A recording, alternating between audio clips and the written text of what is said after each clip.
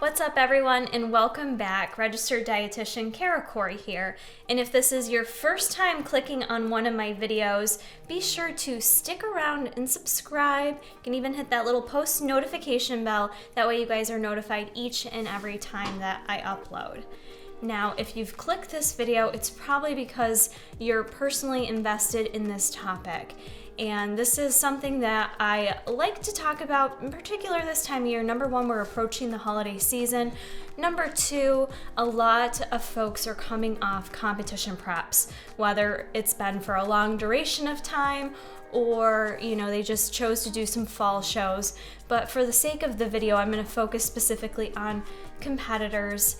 I had a message in my Instagram this week and I thought it was worthwhile to share in video form even though I responded through my Instagram. But a competitor reached out to me, they just competed and they said that they were on a disciplined prep, they just competed, they were 100% spot on, and now they're finding themselves struggle with binging, finding themselves sitting in their car with 6 donuts and eating them all in one sitting, finding themselves struggling with just binging and unable to kind of stop that cycle. And so they said to me, how does this happen? Like, what do I do? I'm disgusted in myself. I was just so disciplined and now I'm just not disciplined at all. Where do I go from here? And I think it's something that, non-competitors might be able to relate to as well. So let's dive into this a little bit more, because for those of you that have followed me for a long time, I do have a little personal experience with riding the struggle bus post-show. And the number one thing you need to know is, number one, you're not alone. You're not alone, and this is not just solely lack of discipline all of a sudden post-show. It just doesn't work like that. It does take an incredible level of discipline to be able to compete. And just because you're struggling right now does not mean that you're not a disciplined person. It doesn't mean you're weak. It doesn't mean that you're disgusting. These are very common issues post-show. And there's no one to blame for this. I want to point that out as well. This video might be a bit all over the place, but people sometimes want to blame the coach. Why did the coach not help you more? Some people want to blame the competitor. Like, if you had these eating issues prior to going into a prep, you shouldn't have been prepping. I'm here to tell you, there's a lot of people that have very healthy relationships with food, have no issues with body image or overeating and all that kind of stuff, and can still end up on this same path post-show. So don't be confused with that. It's no one's fault. I mean, I guess some people could say it's the sport's fault, but I don't think it is either. It's really quite individualized, but it is a very common problem that is being talked about more. And it doesn't mean you're not disciplined. So right there, you need to give yourself a level of patience with the reverse process or the post-show process if you're not even choosing to reverse. It's very challenging. You go from the extremes of truly, it's almost starvation, and you have to almost compare it to starvation in terms of hormonally what is taking place inside your body. That's truly what's happening here, because if you are dieting down to the level of leanness, regardless of what division you're competing in, whether it's bikini up to bodybuilding, you are dieting down to a level of extreme body fat levels and pushing your body beyond what it's physiologically meant to be in your normal life, your normal homeostasis. Your body is not meant to live at that low level of body fat, and most of us don't normally maintain that.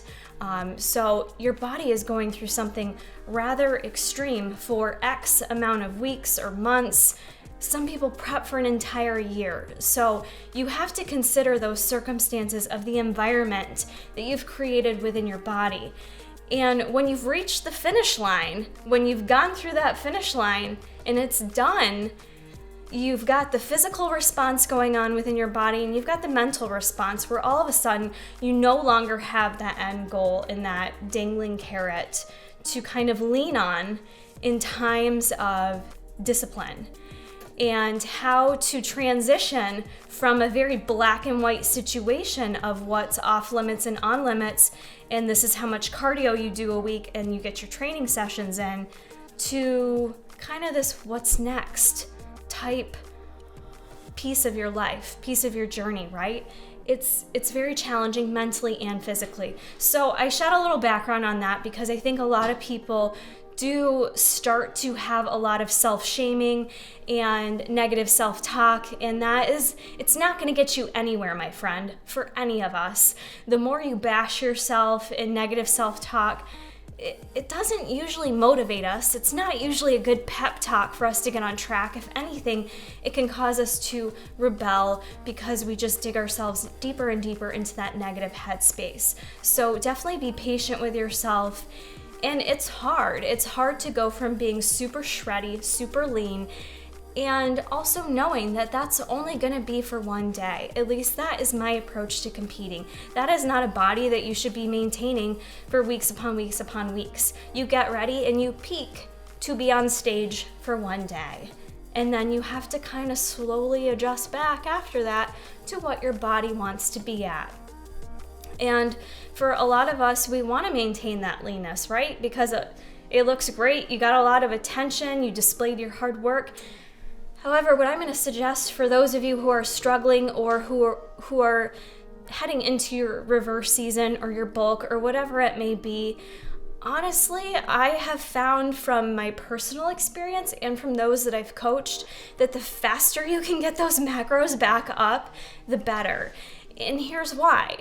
For those of us trying to just hang on to that low level of body fat, then you start to struggle and you binge, and then you try to kind of play catch up by, all right, I'm just going to restrict tomorrow, and then you create this yo-yo effect right after your competition, and it just kind of continues that way. It's kind of a hard cycle to get yourself out of, right?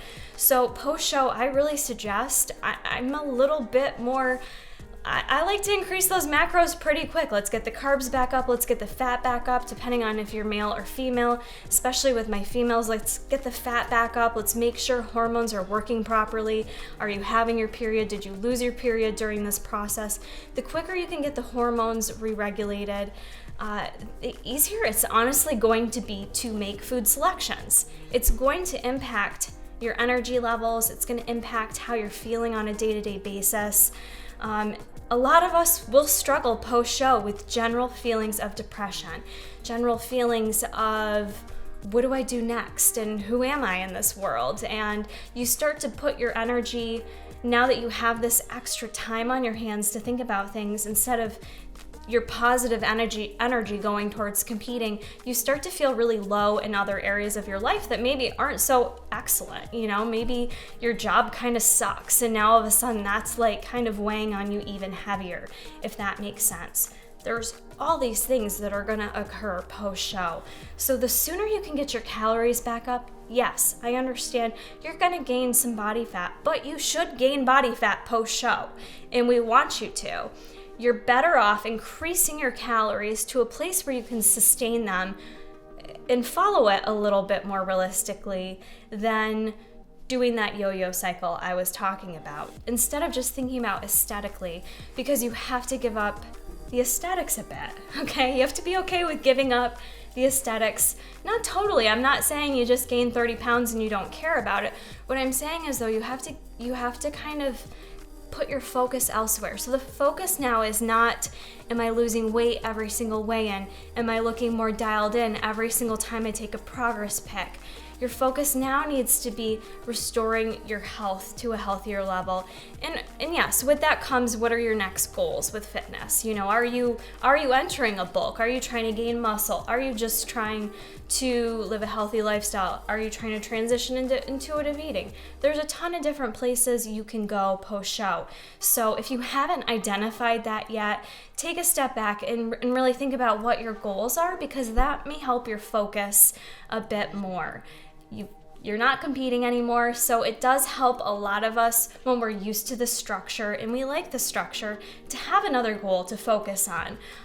Whether it's fitness related or not, most of us are gonna wanna continue fitness, right? So you'll hear people say to you, okay, now you can eat, right? And you don't have to live this lifestyle anymore. But for a lot of us, prep may not be that much different than our normal life in terms of we like to eat healthy, we care about what we're putting into our body, and we like to work out and train hard. Those things don't need to change in the reverse. They don't need to, or in your post-show journey. They don't need to change. But you're sorting out the balancing act, right? So it's not as extreme as it once was. But those things are probably still gonna be part of your life. So if you want to set your focus on another fitness goal, do that, but have some positive goals that you can focus yourself on so that you're not just focusing on losing that ideal body that you had on stage day. Hadn't really planned everything out when I decided to make this video, but I just felt like it was really important to talk about, because if one person sees this video that's struggling and thinks they're alone in this, please know that you're not. You're not alone, and it's not lack of discipline. It is really hard to not feel shameful when binges occur post-show. I highly encourage you to talk about it. Even if you don't feel comfortable talking about it with your friends, with your family, reach out to me. Shoot me a DM on Instagram, send me a message, talk to anyone about it, because it will help you just getting your feelings out. If you don't feel comfortable talking about it, sometimes I personally just like to journal. I'll even type something up on my phone or my computer and delete it because I'm scared someone's gonna see it, but I'll delete it just because it feels good sometimes to get all that shit out of our head and just get it out there, So be open about it if you can with people that you feel comfortable with, where you feel like you're in a safe environment to discuss these things. But I really just wanted to talk about this topic because I wanted you to know it's not your fault. You're not alone. And you also didn't ruin your body. That's the other thing we talk about and throw out there a lot, is ruining your body with competing. Post-show, you're 2 to 3 weeks out, you're 6 weeks out, and you've had some occurrences of binging or overeating, and you're up and down and you're not perfect. Your body looks different. Your body feels a ton different, I'm sure, but you didn't lose it all. That's the head games that we play with ourselves. You probably feel like shit, understandably, if you've been putting a lot of different stuff in your body you're not used to, right? But you didn't lose your progress. You didn't lose that 16 weeks of hard work you just put in the gym, your placement on the stage, or even if you didn't place, you didn't lose all that. It doesn't take, none of that is taken away from you. And I think sometimes we just feel like, oh, it's gone. I screwed it all up. I'm no longer an athlete. And it doesn't work like that. It's because you feel like shit. And I think we can all relate to that. We've all been there where we don't feel good. And when we don't feel good on the inside, it does start to seep out into other areas of our life where we just start to feel miserable. And so just to encourage you to understand that and encourage you to kind of shift your focus, what's been helpful for me is not being so strict with myself, which it's like, wait a second, you haven't been on your game though. How can you loosen the reins if you haven't been on your A game? But sometimes loosening the reins a bit, being a bit more patient with yourself, just decreases the anxiety level that can come along with food post-show. So give yourself a little bit of leeway. Don't approach each and every day as this is gonna be the day that I'm gonna be perfect. This is gonna be the day that I'm 100% on my meals or on my macros. Don't put so much like of your value into that versus, you know what, I've been feeling kind of crummy and I'm sick of it. And I'm gonna do something that makes me feel good.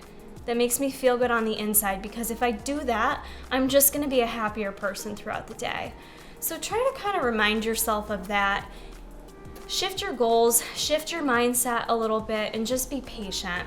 So those are just kind of some basic tips and rambles about the topic. Could probably go on and on and on. I know I haven't competed in a year and a half, but I still have a lot of passion towards the sport and a lot of passion with helping people coming off the competition prep because I've been there. I feel you. I understand.